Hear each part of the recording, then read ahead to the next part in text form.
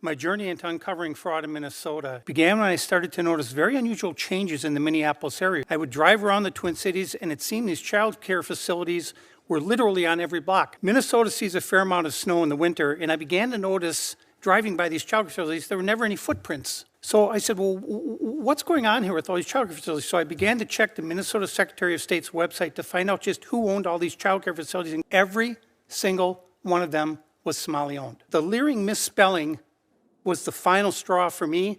That's the spark that ignited my full-on investigation. Now we hear that the Minnesota Department of Human Service is forging documents and backdating paperwork. My name is David Hoch. I was born in Minneapolis. I'm a lifelong resident of the Twin Cities area. And although it's not in my testimony, I take exception to Mr. Weissman's questioning of my data as being inaccurate. I'll get back to that. My journey into uncovering fraud in Minnesota, and ultimately throughout the entire United States, as it turns out, began when I started to notice very unusual changes in the Minneapolis area. Remember, I grew up there, so I know Minneapolis very well. Most notably, the enormous number of child care facilities that had opened up. I would drive around the Twin Cities, and it seemed these child care facilities were literally on every block. Some blocks had 2 or 3 child care facilities on the same block.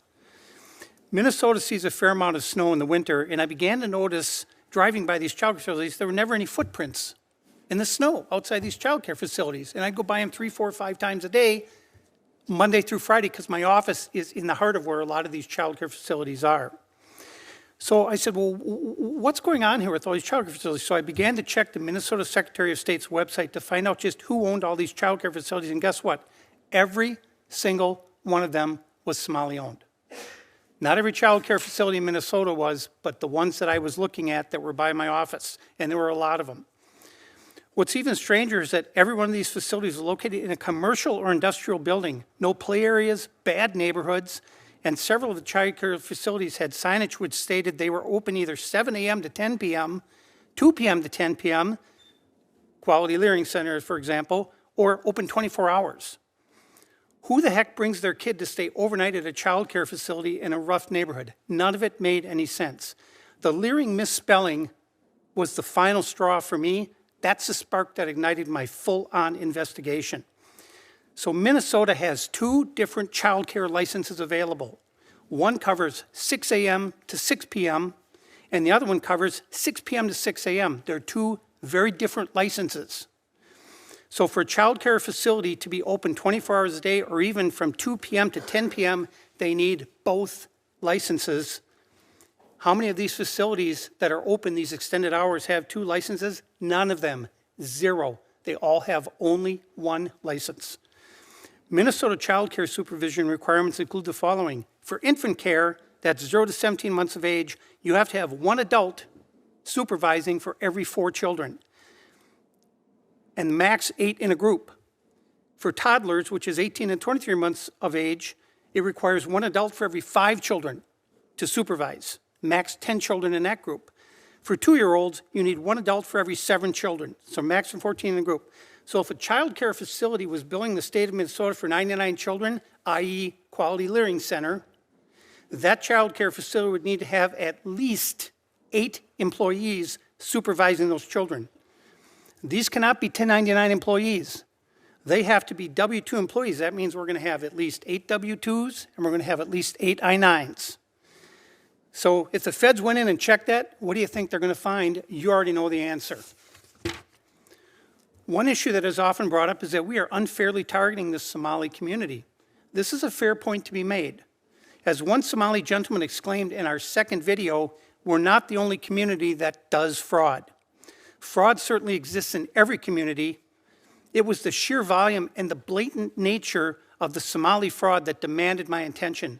When one facility, Mako Child Care, has another child care, mini child care, registered at the same address, but the sign still says Mako Child Care, it kind of stands out.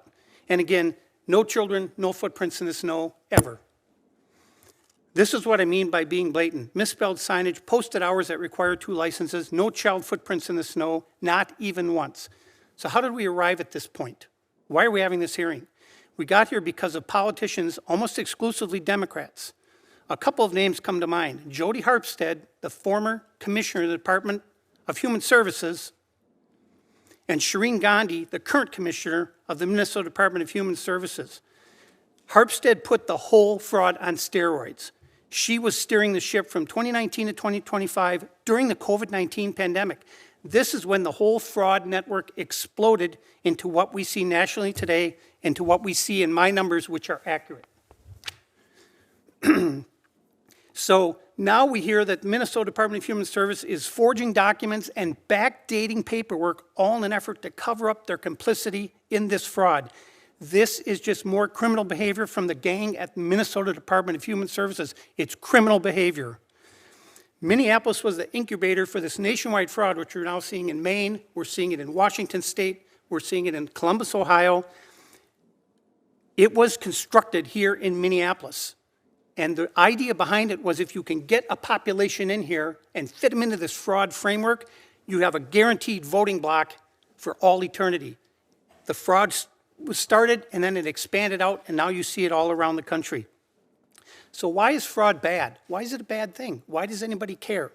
Fraud is bad because it steals from the blind, it steals from kids with cancer, it steals from disabled, it steals from the homeless, it steals from wounded veterans, it steals from everybody in this room.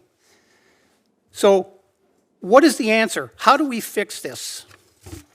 The way we fix this is that the federal government has to go to the Minnesota Department of Human Services and every social service agency and say, look, if you issue a payment using federal money and it goes to a fraudulent company, you run the risk of us coming in, arresting you, handcuffing you, parading you out, bringing you in front of a judge, and putting you in prison. So if you're going to issue a payment, you better make sure that it's a legitimate company. Otherwise, don't issue the payment. Go on Google Earth. Look at, it's a liquor store. It's a grocery store. Why are you issuing payment to a child care or a transportation company that doesn't even exist? Why are you issuing that payment? It's criminal behavior. The federal government has to use that cudgel over these people and say, look, you better be sure if you issue that payment that it's a legitimate payment, or you could end up in prison. Thank you. Representative Robbins, let's start with you. How broad was the fraud that was perpetrated in Minnesota? We are still getting a handle on it, but it's all of the, not all of, but a huge segment of the child care programs, autism services, sober homes, emergency transportation, of 14 areas of Medicaid fraud, SNAP benefits. We are still, I would say, getting whistleblower reports, uncovering new vectors of fraud. We just discovered the adult day services and the assisted living. Those haven't been counted in the total so far. So I believe it's much broader than we currently know, and we will continue to expose it.